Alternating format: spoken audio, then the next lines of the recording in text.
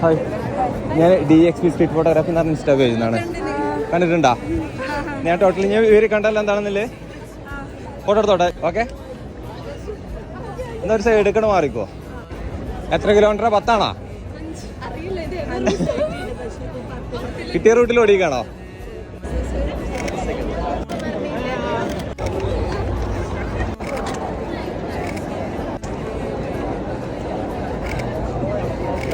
Okay okay, അത് ഞാൻ post ചെയ്യാം. ഫോട്ടോസ് ആണെങ്കിൽ മെസ്സേജ്